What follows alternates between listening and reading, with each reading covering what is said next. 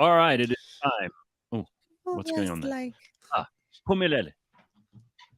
Yebo. Oh, you there? Okay. We're going to be talking. I am. Just checking. I think you were already starting the conversation in the studio there, No, but not that's at cool. all.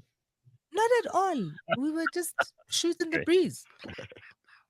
All right. Well, we're going to introduce you to our guest in just a moment. It is time for us to check in on the burning platform for this week. Lots of things worthy of discussion. Popalatse, Chris Hani's killer Janusz Valus being granted parole, Cyril doing his state visit to the UK. Who is in the ANC's top six and who's in line for the top six? And we got a bunch of other stuff to discuss as well. But first, let me introduce our guest. Lukhona Mnguni, who is a governance, politics, and development specialist. He currently serves as the head of policy and research at the Rivonia Circle, which, Pums, I know you've been trying to get someone from the Rivonia Circle on for a while. We've had, obviously, a while ago, we had Songezo Zibi on. But this morning, it is great to welcome Lukhona. How are you, Lukhona? Nice to see you. Very good morning, and good morning to you, and good morning to your listeners. It's actually quite fantastic to join you. I must say, Pumela did drag me. Like, yeah, I've been looking for you guys for some time. Like, no, we are here. Now we are here. All right, so tell us, just for those people who don't know at all about the Rivonia Circle, so we can start there and you can just refresh our memories because it has been a while No, since we and had even Songezo on. before, but I think I must say, I must defend myself and say, Mhm. I am not the person who dragged him, right? We had Mhm. one of the listeners put a message out on Twitter, and he said, we should get these people on. And I said, we've been trying. This is how. So now he feels dragged. I just want to say. I was just responding honestly to a listener Ah, friend. all Well, I right, mean, so we are But here. it's We are over. here We're now. here now. Those house rules So we're were. here now, and it is water under the bridge. Tell us about the Rivonia Circle. You've got something interesting and exciting happening at the moment, even. Yeah, I mean, look, we sought out to found the Rivonia Circle to be a political think tank that would close space that we felt existed in our political landscape. Political parties over time have alienated a lot of South Africans because generally about 93% to 94% of the voters are not even members of political parties. And so it means in mhm. between elections, political parties spend so much time servicing their membership base, fighting and thugging it out on factional warfare and all of that. And the voters remain quite unserviced outside of the processes, which are always shoddy of public participation by municipal council, provincial legislatures, and parliament. And so, what we thought Mhm. was missing in the political landscape was an overtly political think tank in its outlook, which does not, rely on doing research in an air-conditioned office, but would seek to go to communities and galvanize people back to democratic participation. And of course, we've been now, we are just about, what's the day today? Yeah, we're just about 11 months into the work of the Rivonia Circle. We officially launched in January 2022. We thought we were doing what we called a soft launch and we are going to do a big launch in March. But the traction that just, came from that soft launch made it impossible for us to say we are going to launch again. People had given us the runway. And we've been doing, we'll get into the nitty gritties, but we've been doing work in communities. We've been to almost 40 communities now across 8 different provinces.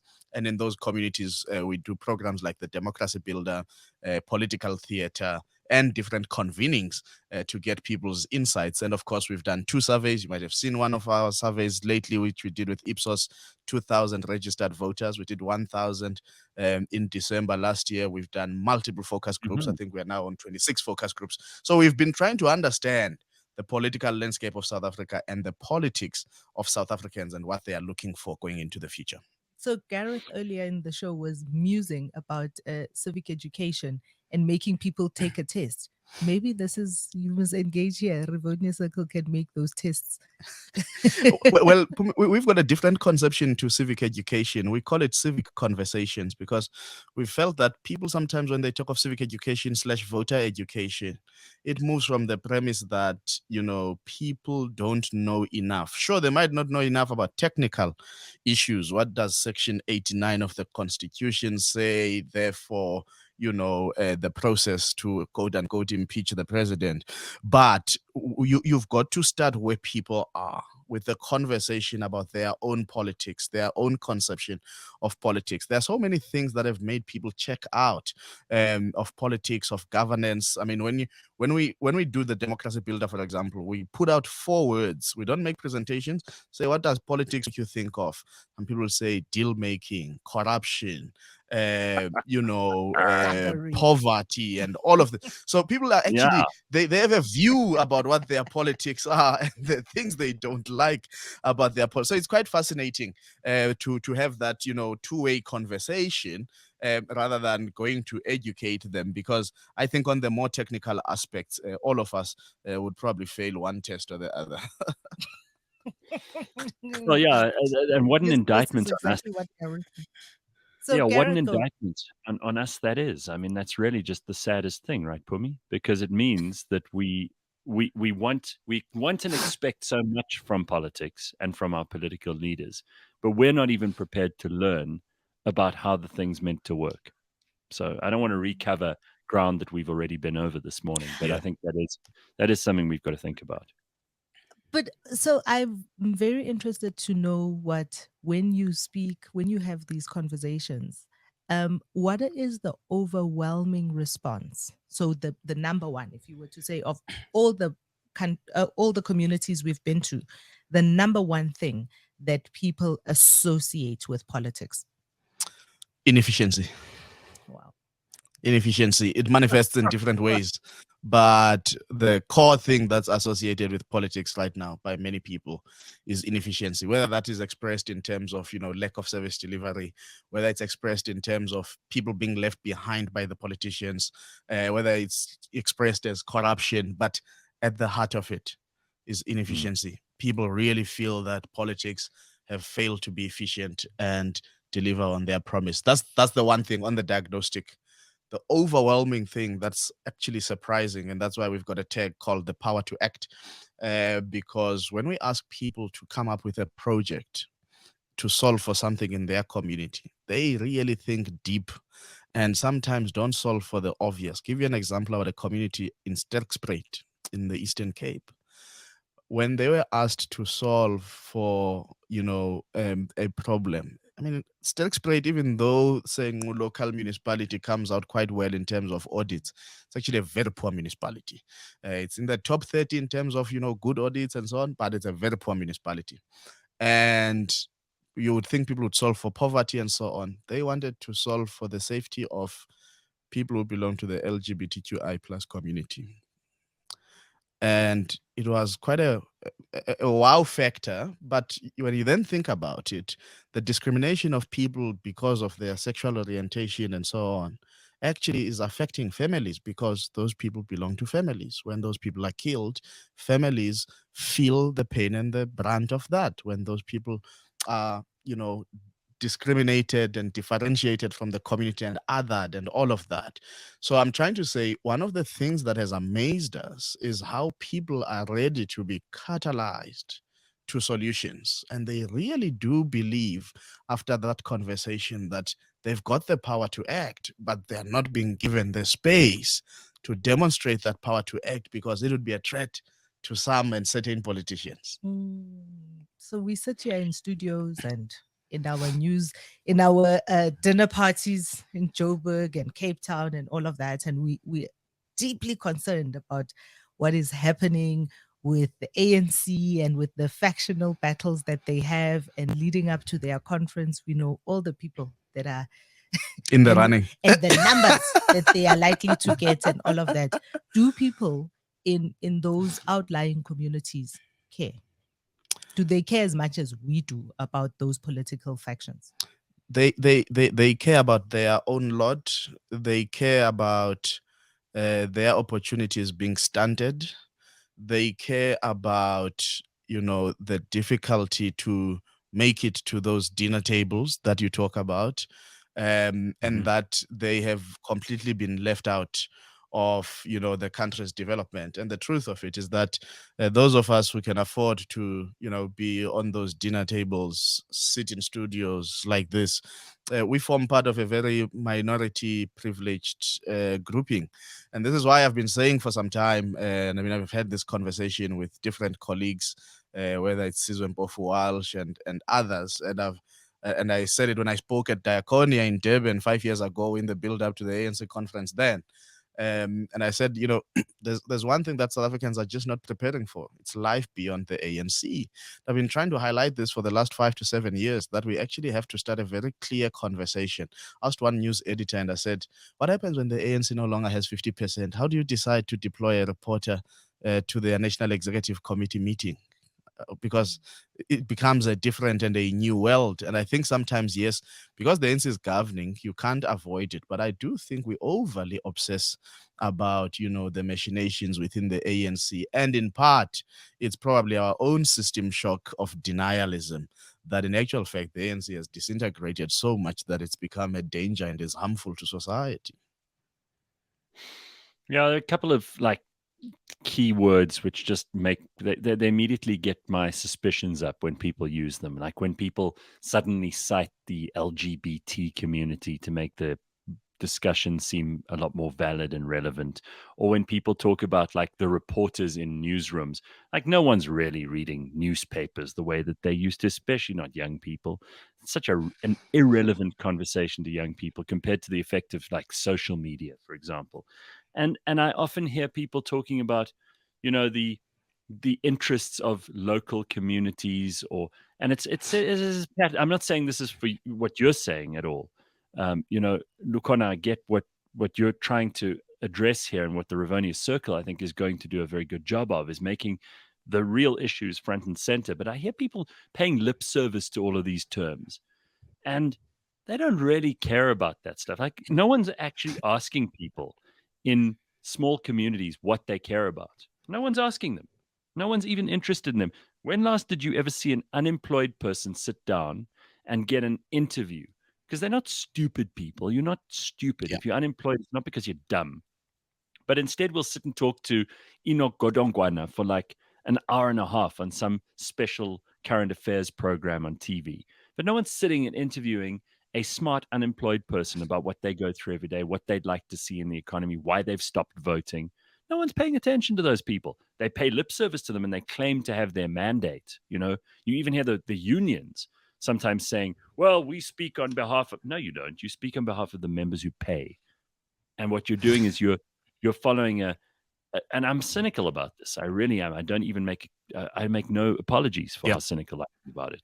These unions are just doing what they need to, the bare minimum they need to keep those member fees coming in so that they can keep investing in capitalist companies that they can pretend to hate on the other side of it, while making the leadership of the unions extremely rich. It's just bullshit, and I hear about people going, oh, well, privilege this and privilege that. And they're exactly the same people who are so keen on getting themselves a little bit more of that privilege, just so they can use the word and make other people feel bad.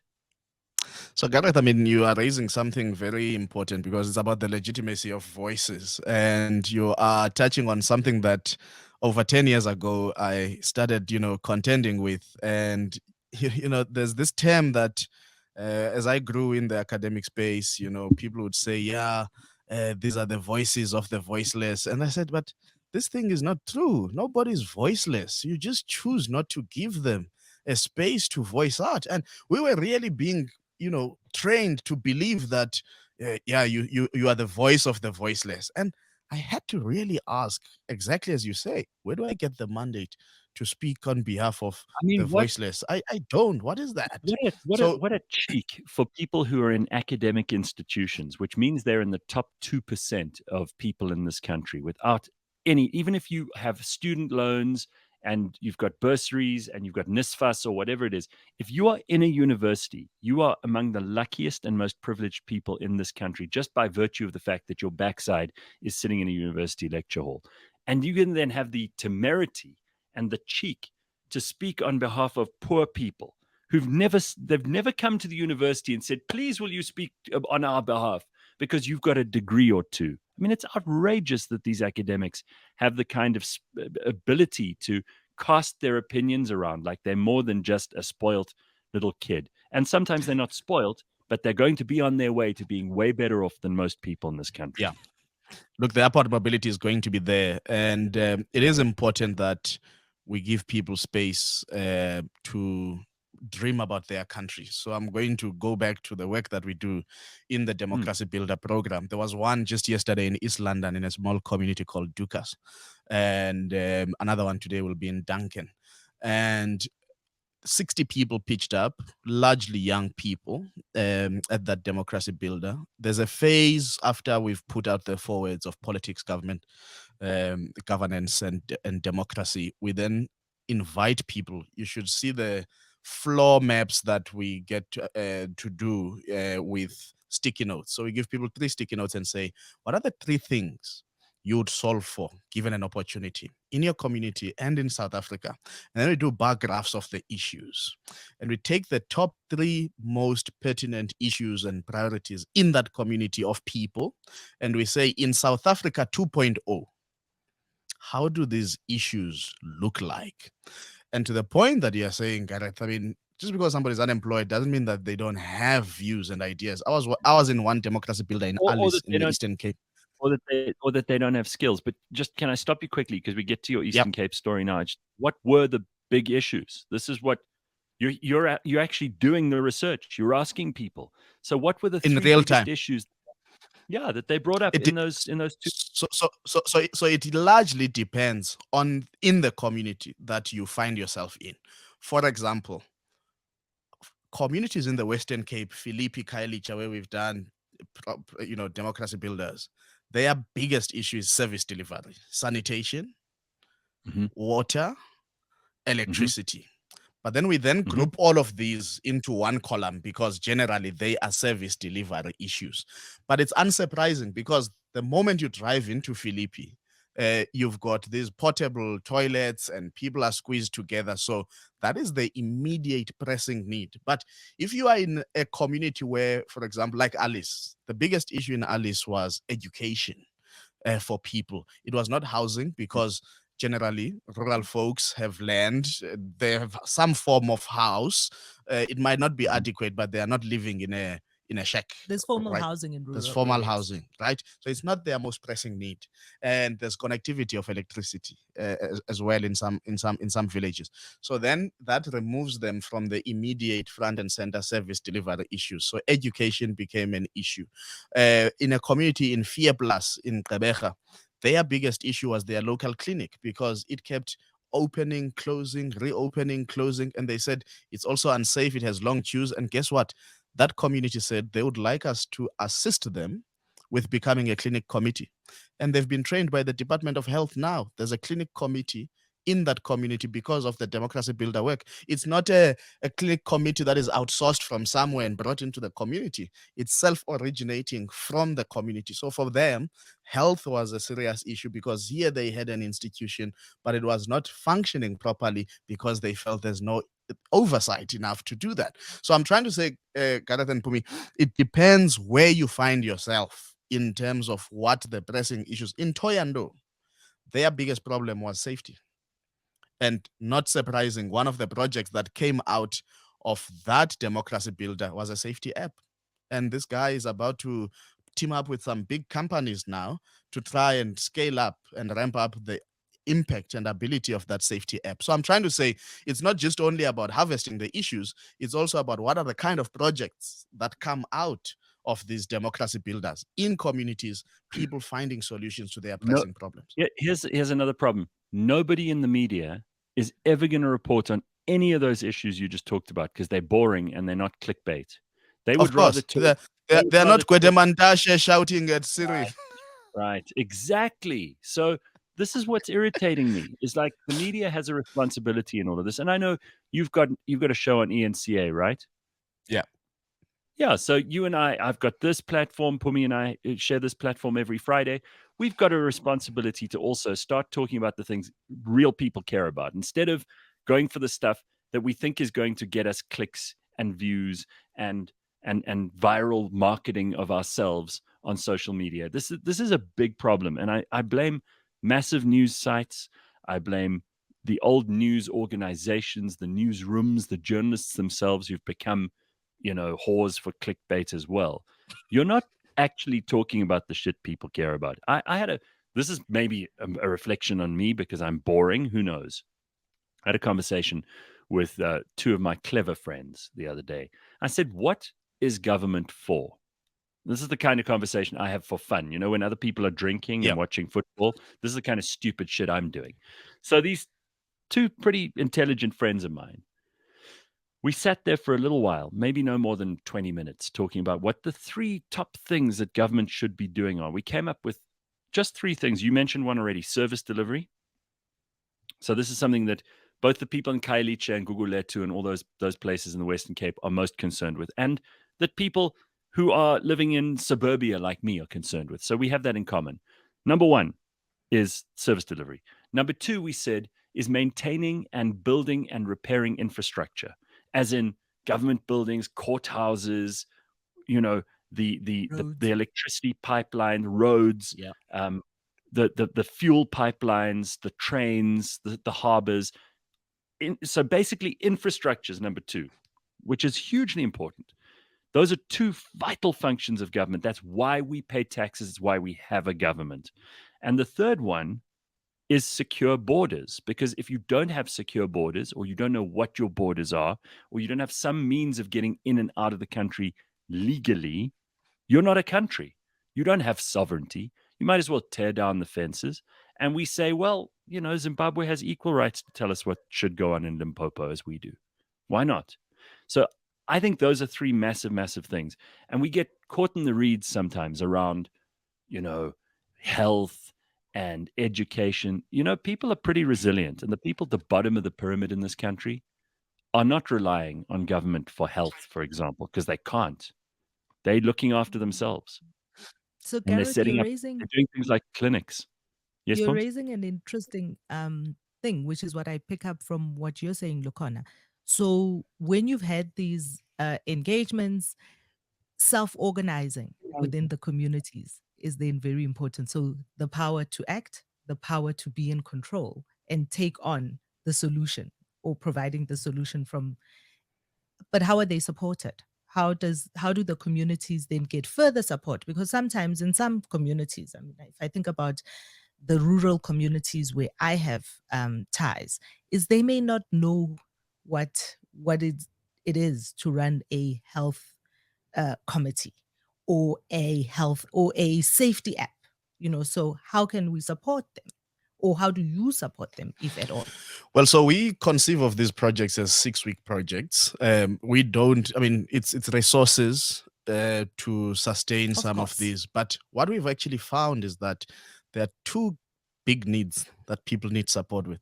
One is mobility. So if you can give them transport money to be able to move from their village to the nearest town, to knock at a particular door to get certain things done, partly because transportation costs have just become so astronomical. I mean, I did research in KZN in 2019 where we interviewed 1,000 people from rural towns across KwaZulu-Natal. And one of the things that came out was, I mean, there was a village where it cost about 70 rands or 90 rands from that village to the nearest town. And some people are just completely squeezed out and they don't have the finances for that kind of mobility. So one is to provide mobility. The second is to tap into technology. People have cell phones, so giving them airtime, data, and so on to organize things and organize themselves. That is also very important. Because sometimes I think when we think of support, we think big ideas. I can tell you, we've not seeded any of the projects in the different communities at over 7,000 rands. And they've been seen to completion by people, because people then do what we were taught, at least when I was still a community development student.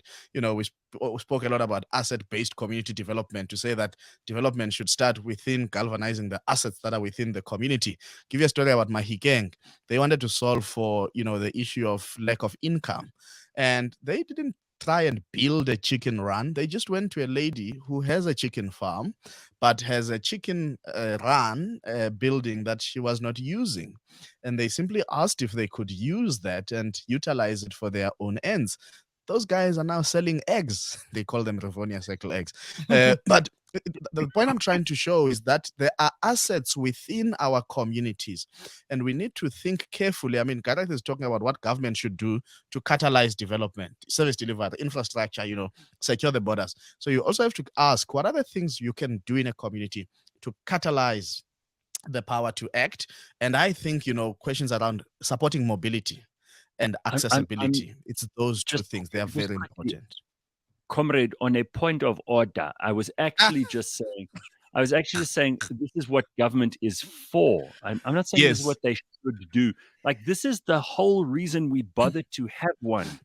Otherwise, we would just devolve into small anarchic kind of city states or whatever. Of course. And in most of the country, that is the way that it's running anyway. Most of South Africa is not run by the national government, whether they like to believe it or not. There are parts of They rural don't even care about KwaZulu-Natal. believing it. No, they don't give a shit. Northern Cape, KwaZulu-Natal, Northwest Province, parts of Limpopo and Mpumalanga, certainly parts of the Free State that have devolved into small fiefdoms. Yeah, that are either run by a gangster in chief or by the community themselves, where they're fixing their own water pipes. Like Harry Smith, yeah. Correct. So we already know what this is. So when people go to the polls or don't, the central question is, why do we need a government? And that's why I asked that question about what are the 3 top things that government is there for? Because if we figure that out, we can also figure out, all right, well, what can we do without them? And what should we be doing for ourselves and making it sustainable so that kids will be given opportunities to learn in education institutions, where people will be allowed opportunities to work, to make a meaningful contribution to society. And those are the kinds of things that become the big questions. I don't think we need politicians to solve those things for us. We must figure them out ourselves in think tanks and civil institutions like Pumi and you and I are talking about. They must hand over the budget, though. I mean, that over a trillion rand budget would come in handy in the hands of the people. You will have to pry it from their cold dead hands. They will never hand it over. You will have to pry it from their. It's the thing that they want. I spoke to one veteran in the ANC ecosystem, and he said he's. Sorry, we need a moment. Say that again. In the ANC ecosystem. Okay. Yeah, all right. It's quite an ecosystem that works in different ways. So I said, so we're contending about this, how much money, parties spend on elections now. He says, if it's 1 billion, think about it. You can spend 1 billion to buy access to 5 trillion rands over a term. Yeah. And it's okay. And we don't see where this money goes. I mean, Brutus Malada wrote a piece last week in the Daily Maverick, and he spoke about, the Gauteng problem for 2024 and how it's going to be tightly contested because there's 460 billion rands at stake that, people want to control. This is a very big province. But to the point that, Gareth, you are making, I do want to push back a little, though, and say we do need to get to a point of our despondency with politics and politicians and political parties must not result in us giving up hope in the political system as a concept, because what it's going to do is it's going to leave the worst of the worst in that landscape, and we will still be paying our taxes. We're not going to check out on paying our taxes. We will still be paying our rates. We'll still be giving them the revenue in their hands on a silver platter to misuse and abuse. But we've got to figure out these multiple ways of attack. And I think, as you have been saying, in certain places, go to Maluti Apufong. I mean, the ANC there did a mess of it. Councillors just wanted to get rid of a corrupt mayor of their party, and the party decided to get rid of the councillors. And of course, now those councillors contested as MAP 16 in the 2021 elections, and they're now governing through a coalition in that municipality with that collective of people who have been fixing things and so on. So I do think that there is still a need to battle and fight for the kind of people that we deserve to occupy political office, because as both of you may know, I have said to some people, I've never seen a society that develops where The political elite and establishment is pulling one direction and the citizens are pulling another direction. Dr. Mampila Rampela, in the scenarios, Dinokeng scenarios, they called it this thing of moving apart scenario. If there's a moving apart situation, unfortunately, there's not going to be a coherent and cohesive development. In our own little fiefdoms, as you call them, we may feel that we are okay. We are fairly fine. But what about the solidarity of citizens and building a country? That you start losing that, and then you end up with no country at all. Like, I mean, countries like the Democratic Republic of Congo, they are not countries.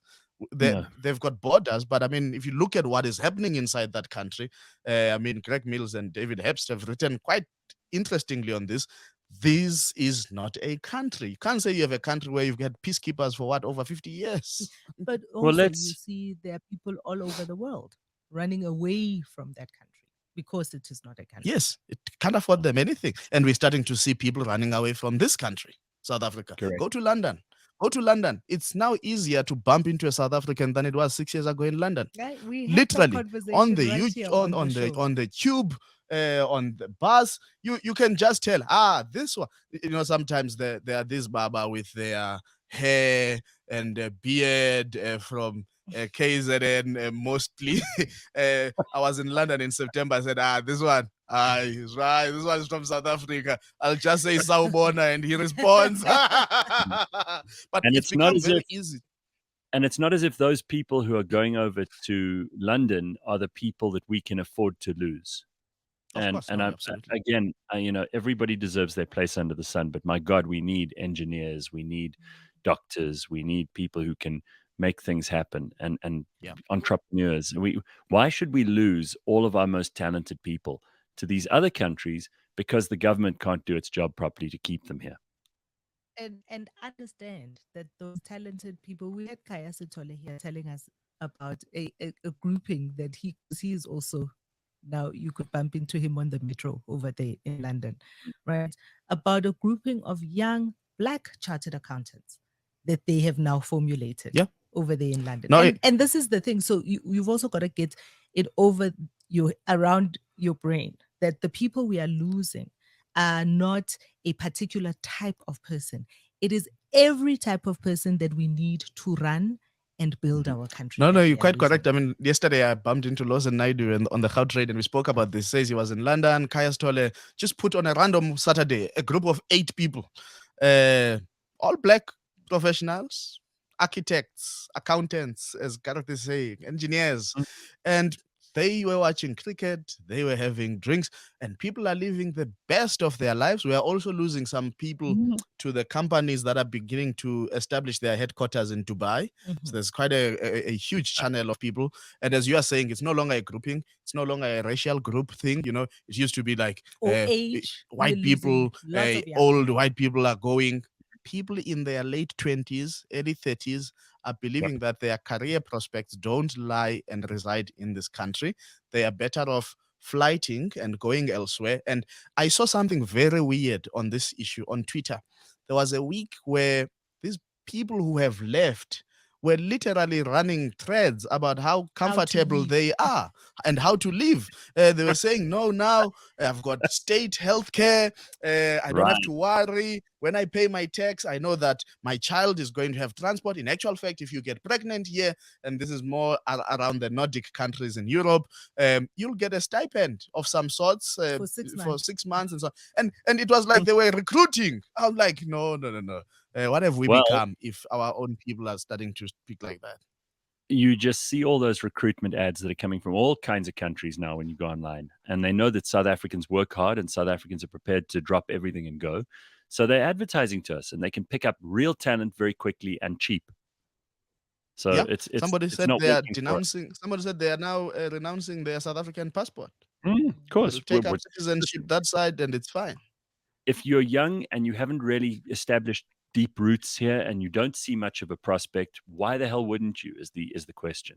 And instead of Cyril, who's also in London at the moment, going over there to wine and dine with the new king, which I suppose be carried on a carriage, somebody. Well, I mean, have you seen those?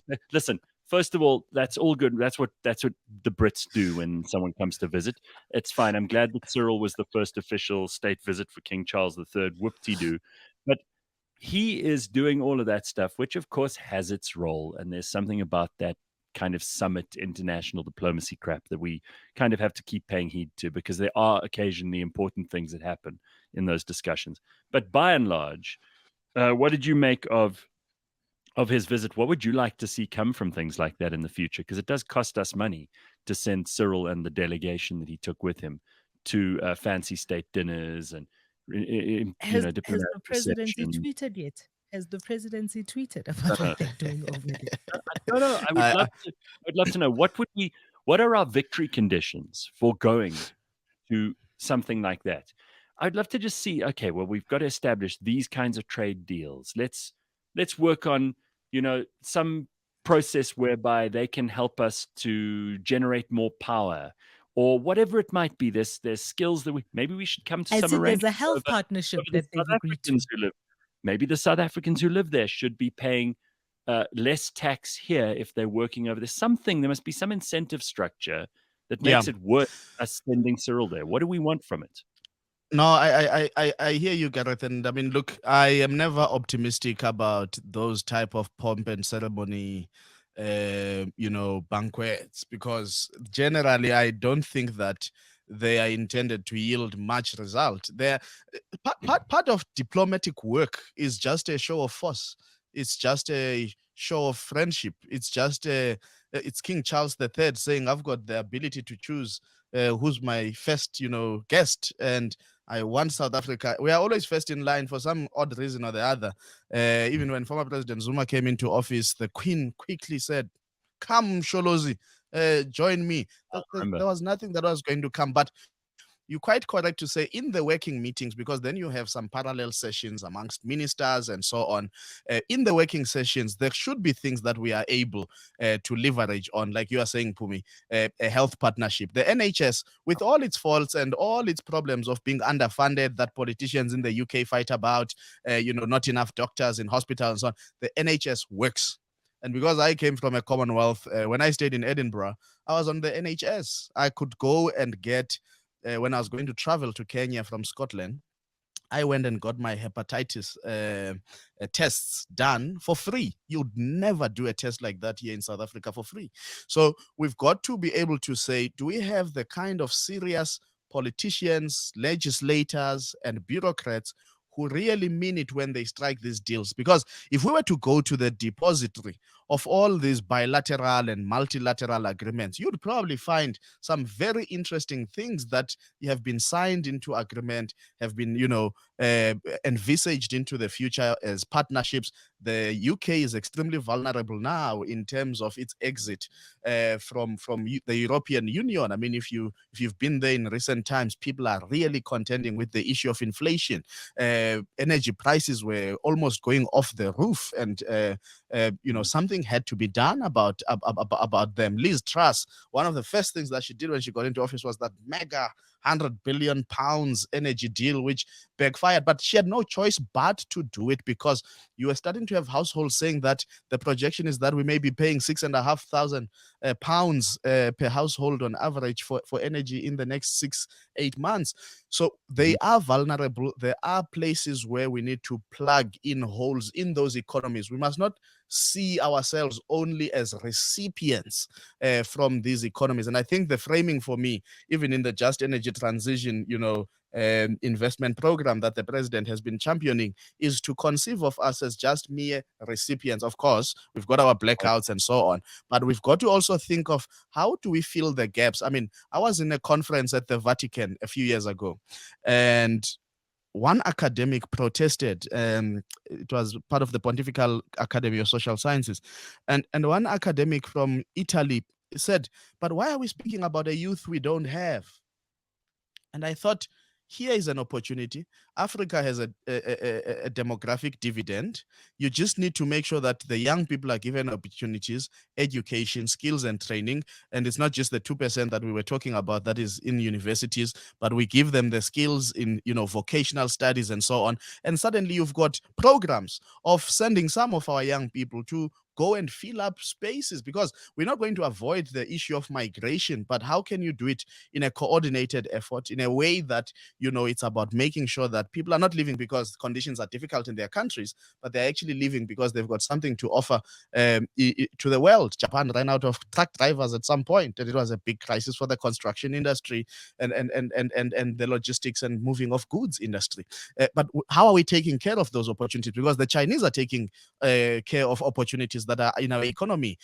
People from India are taking care of opportunities in the ICT fields and in the diamonds polishing space that are in our country. You name it, all kinds of, some of the big restaurants here in Johannesburg are not owned by South Africans. They are owned by people from Portugal, people from, your different countries in Europe. So, but what are we doing? What is our agenda to the world rather than, the world What's to the us? world And that's what I would to like to us? see, Gareth, in those kind But of visits.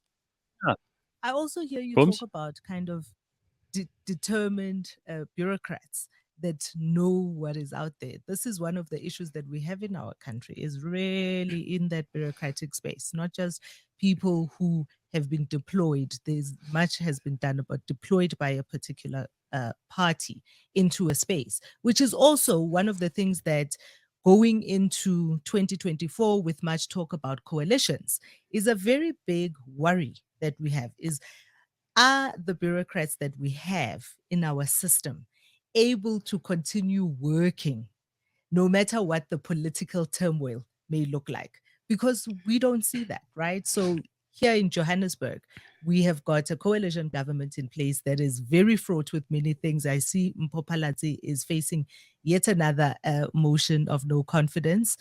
Meanwhile, the rubbish is not getting collected, like the work is not getting done, because those individuals who are the bureaucrats who should keep the work running don't do that either. So this is an important thing, and I said to somebody yesterday, it's part of this denialism that South Africans tend to go through. That's why we've always been conditioned. No, it's not a crisis, but we can all see there's a crisis. We are refusing to come up with a piece of legislation that, one, will deal with how coalition governments are, constructed. Begin one. Secondly, with the possibility of a national election, for example, with the ANC dropping below 50% in 2024, the problem even becomes more difficult. And one, the first is that you don't have enough time to try and put up these coalition arrangements. And then it leads to the scavenging thing. But we also have not come up with ways, and the National School of Governance, they talk about it as professionalization of the public sector. And I say to them, Busani is like you. He's also been trying not to come here. Yeah, you must bring him here and ban him. Because I say to Busani, look, Busani, you can give DGs, for example, directors general, you can give them 10-year contracts. The high turnover and the insecurity of tenure of directors general is not because of how many years they have on their contracts. It's because of the type of politicians who are always trying to interfere with the bureaucracy of their departments, and then they chuck out DGs, or a person arrives at a department, they have a personality clash with a person, and they ask that they be transferred to a different department. So the high turnover of DGs in government is not because their contracts are either 5 years or 10 years. It's because we have not come up with a formula that insulates to a degree our bureaucracy for it to be able to continue to work even with the political machinations. Now, there has been an instability of a bureaucracy without a coalition government at national, right? And I think it will probably worsen with a coalition government if we don't put parameters in place to ensure that the power of politicians, this is where it begins and this is where it ends. They will always tell you, no, we are there to provide strategic political leadership and guide the policy direction of the department. But behind the scenes, they are pressuring DGs, they are pressuring DDGs to make deals on their behalves, to appoint service providers that they want. And maybe what we also don't have is a platform where DGs can go when they are aggrieved with their bosses. You saw the fight between Dr. Blade Nzimande and Gwebs Konde when Gwebs was left with like 2 months of his contract. But Nzimande was adamant he's going to suspend him. He wants him fired.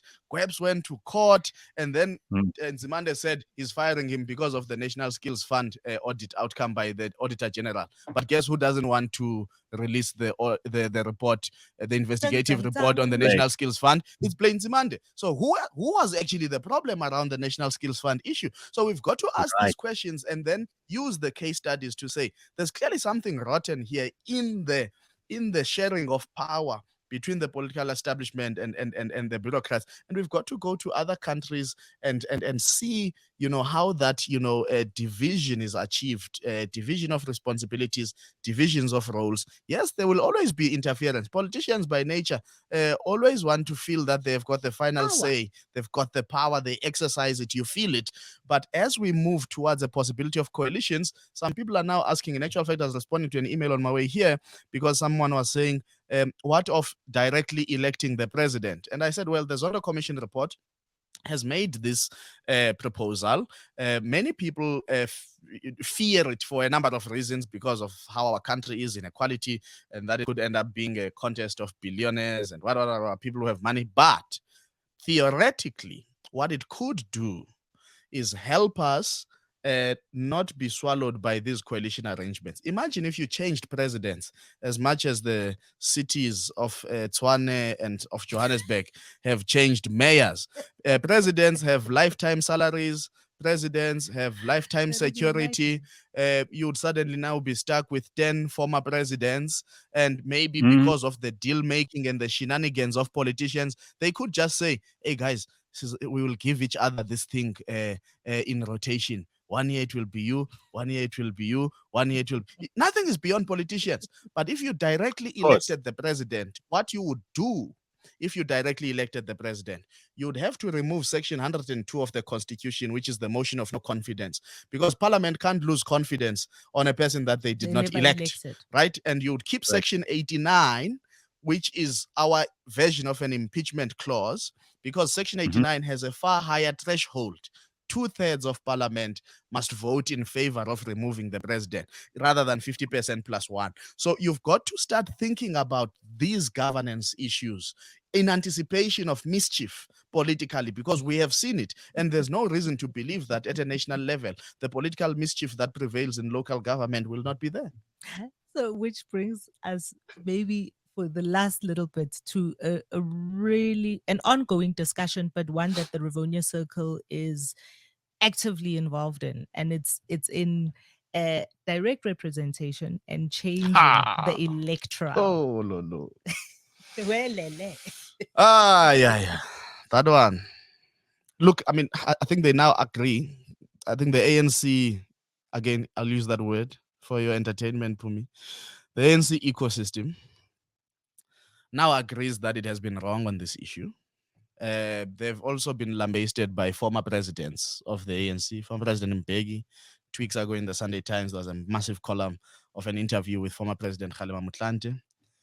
And because they know that the current arrangement was transitional in nature, because of where we were in 1993, to create a democratic breakthrough moment, you needed to make sure that there is much possibility for everybody to be represented, one, in parliament, and partly because parties generally were quite insular in terms of their interests. You had the Mangopes who were interested in their, carrying on their legacy from the Bantustan. You had your Minority France for Indian people. So you needed to create a system that would make it possible for, one, everybody to want to participate, but also feel that they had an opportunity for representation in parliament. And then when the clause for the government of national unity was put in place, it was not a coalition government. The ANC had over 50%. But again, it was to say there has to be a degree of collaboration because of where we are coming from. And any party that had, I think, over 10 seats in parliament could be part of the government of national unity. And the NNP was there, the IFP was there, and so on. Now, however, there was a commitment to say we would have to envisage, one, a truly representative electoral system, secondly, an accountable electoral system, and thirdly, a localized electoral system that is closest to the people. Now, the fact that they sometimes use the argument that says, yeah, but people don't even know who their ward councillors, who their ward councillors are, is neither here nor there. Doesn't matter whether I know who my ward councillor is. The fact that if I do want to find them, I would know exactly who represents my constituency if I do need to find them, if I do need to talk to them. Don't always have to talk to them, right?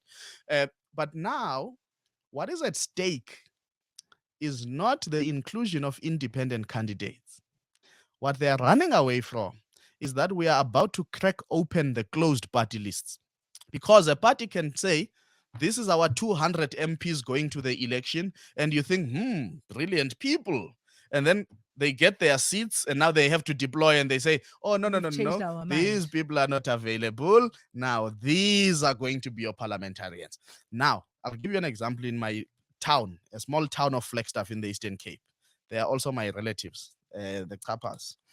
They are both members of parliament, right? The husband was on the regional to national list, Eastern Cape to national, and the wife, Deputy Minister Zoleka Chapa, was on the national to national list.